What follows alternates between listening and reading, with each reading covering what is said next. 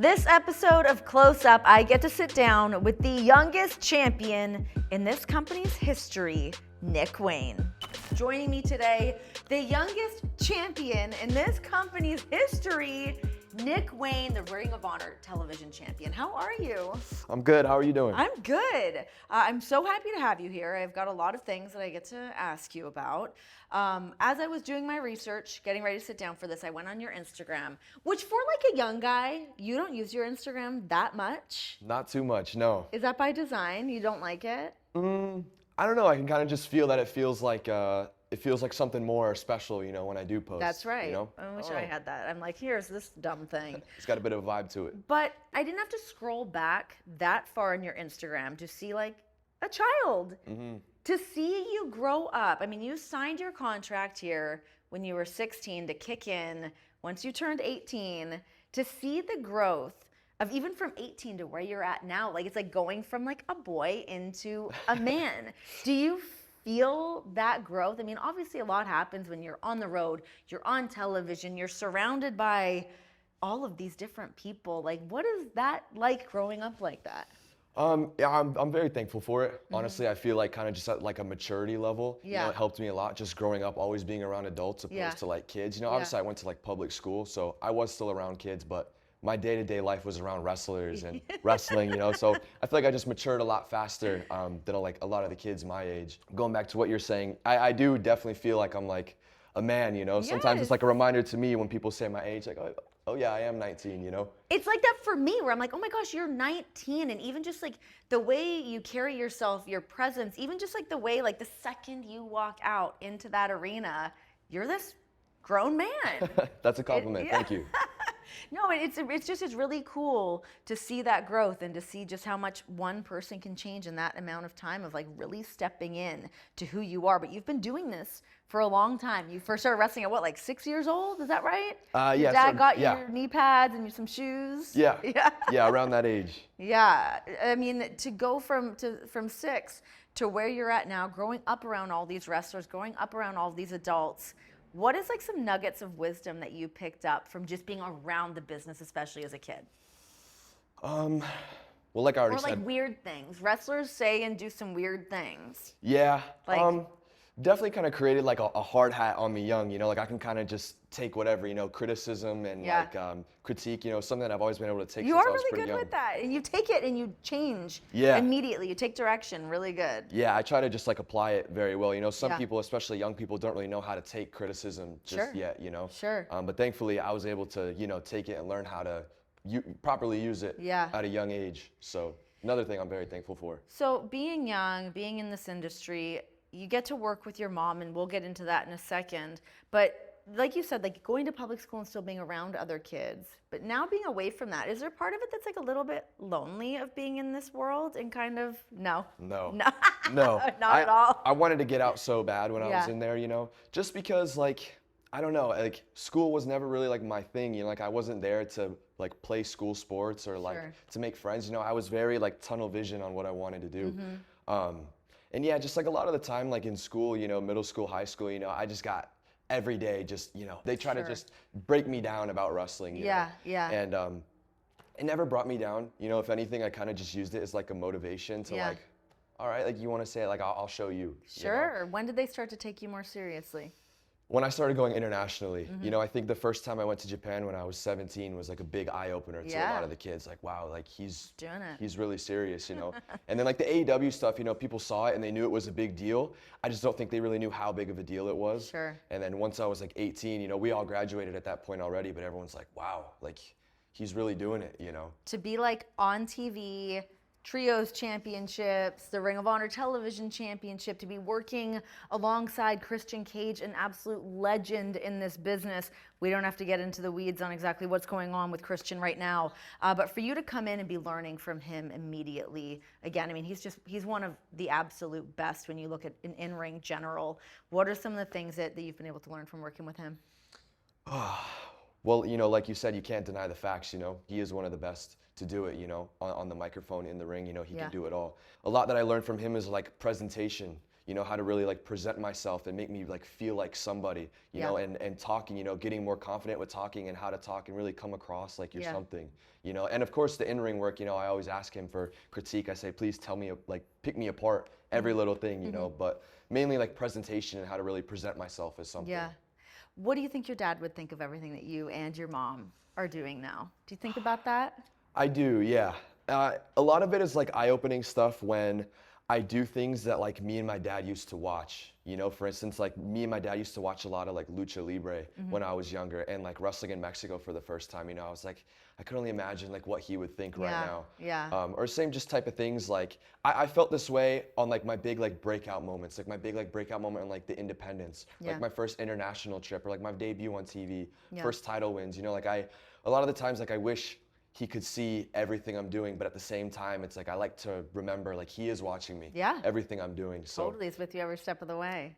I really do wish that like he was here to see all of this, but yeah, I'm grateful the time I did get with him. You know, he got me rolling. You know, got the wheels turning for me as a professional wrestler. So what were some things that your dad would always kind of like drill into your brain of things to either know about this business or things inside the ring? Were there any things like that he was like, all right, if you're gonna do this, here's what you need to know? Repetition.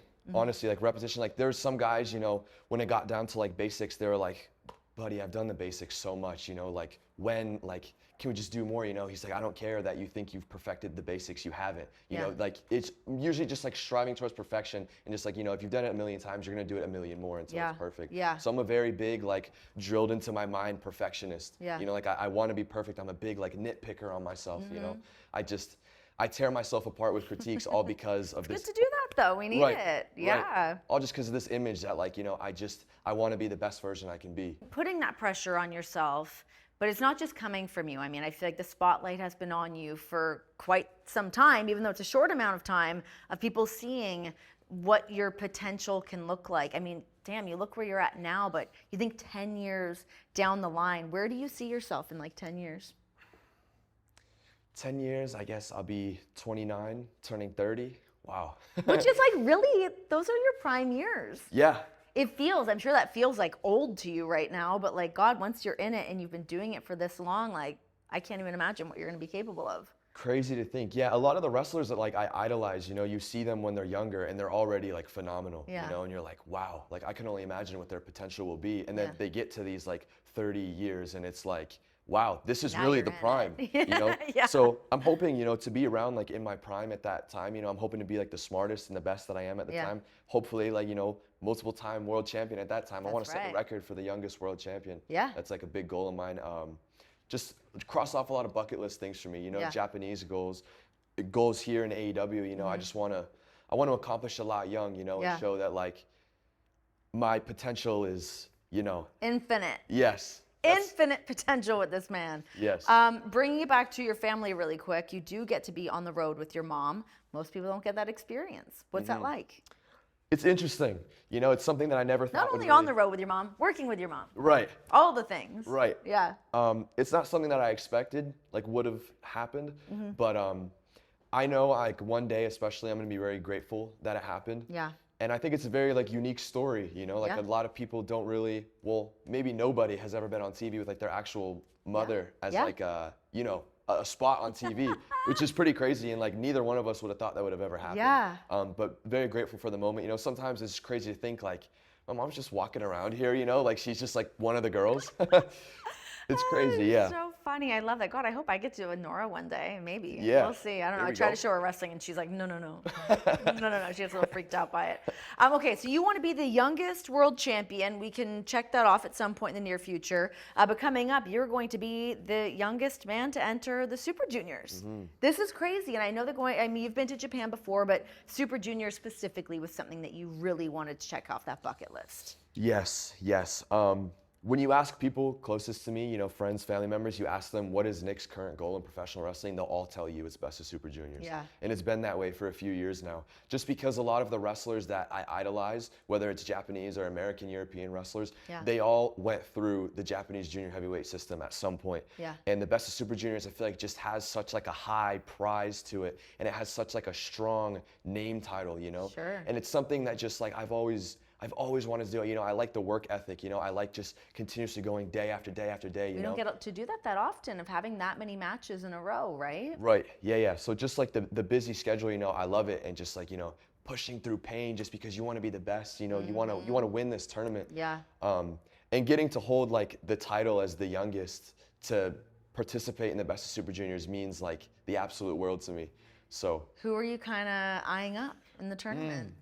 So I was eyeing up a good amount of guys, you know, and then the blocks got announced. The current people that are in my block that I'm eyeing the most is El Desperado. You know, he's the current IWGP Junior Heavyweight Champion. You know, I really got my eyes on him. You know, if I could beat him in this tournament, I think that could really like stamp a spot as like, you know, this could be a potential Junior Heavyweight champ. Yeah. Taiji Ishimori is a guy that I've idolized for a long time. You know, I feel like he's such like maybe even say underrated guy in the Junior Heavyweight division. You know, I feel like he deserves a lot of respect, and he does get a lot of respect, but yeah, he's just unreal, the things that he can do in the ring. And then we got a lot of other guys that are like first-time matchups for me, like Mao from DDT, which I'm very excited about. Taguchi, another guy who's a legend in Japanese professional wrestling. And then Kevin Knight. Kevin Knight's someone who, you know, came up with me. You know, we were wrestling when I was like 14 in different states, just around like the Pacific Northwest. This is the first time we've touched in like 4 years. So we're completely different men. Crazy. God. Yeah. Wish that was happening in AEW. I know, yeah. I mean, I'm sure that will happen maybe at some point. But yeah, I mean, even just looking at that and looking at the relationship between you guys, does that feel better to be going over to Japan knowing that you've got Kevin Knight with you there? A tad bit, yeah. Yeah. Yeah, it's a bit of like a reassurance, you know, but, you know, I'm there to win. So. Yeah, that's right. Gosh, how exciting. Yeah, you leave tomorrow. This is going to be coming out next week, but tomorrow you head over to Japan. Go knock that out. Yes. How cool. All right, let's talk Ring of Honor Television Championship, winning this title. What does it mean to you to be able to represent? I've tried to ask you this question multiple times on camera, and I've never gotten the answer from you. Yeah. Thanks, Christian. But now I can ask you, nobody else is around, to be able to represent the company and represent the lineage of Ring of Honor. Most definitely. So, like saying again, you know, just like following the footsteps of people that I idolize. You know, a lot of people that I idolize went through Ring of Honor once upon a time, and a lot of people have like held this championship. You know, so to be able to hold it now and like, you know, represent something that is like so special, you know, and like feel like is a very like big placeholder in this business is a very big honor to me. Yeah. And to win it so young, you know, to be the youngest, I believe the youngest to win the title is another just huge honor to me. You know, I want to hold it for as long as I can, maybe become the longest reigning. You know, I know it's a long time that I have to beat, but you know, what is the, God, do you know what the number is? It's Jay Lethal. I believe it's like a year or a little over a year. Okay. You know, I'm willing to beat it, so. Yeah. All right, game on. You heard it, Lethal. Let's do it. Heard it here first. Well, I just beat him. I just beat him last week. Just beat him, so done and done. Here we go. Cool. All right, so looking at our AEW roster, what are some of the dream matches that you want to do here? I've always looked up to Ospreay for a long time. You know, when I first discovered Ospreay, I was like, wow. You know, first it was Ricochet. I saw Ricochet first. Then when I saw Ospreay and I saw them go together in the Best of Super Juniors. Who do you think's better? Don't ask me that on camera. Come on now.